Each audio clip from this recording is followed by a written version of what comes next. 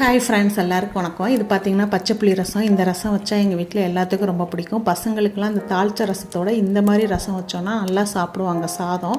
இப்போ பார்த்திங்கன்னா அது எப்படி செய்யலான்னு வாங்க பார்க்கலாம். ஒரு பெரிய லெமன் சைஸ் புளி எடுத்து தண்ணியில் நான் 5 நிமிஷத்துக்கு முன்னாடி ஊற வச்சுருந்தேன். அதை நல்லா கரைச்சி இந்த மாதிரி அது செக்கையெல்லாம் வடிகட்டி எடுத்துக்குவோம். அதுக்கப்புறம் வந்துட்டு ரசத்துக்கு தேவையான அளவு நம்ம தண்ணி ஊற்றிக்குவோம். தண்ணி ஊற்றிட்டு அதுக்கு தேவையான அளவு கல் உப்பு போட்டுக்குவோம். போட்டுக்கிட்டு அதுக்கப்புறம் பார்த்திங்கன்னா கொஞ்சம் மசாலா இடித்து போடுவோம். நீங்கள் மிக்சியில் கூட அரைச்சி போட்டுக்கலாம். 1/2 டீஸ்பூன் மிளகு, 1/2 டீஸ்பூன் ஜீரகம் போட்டு அதை நல்லா இடிச்சிக்கணும்.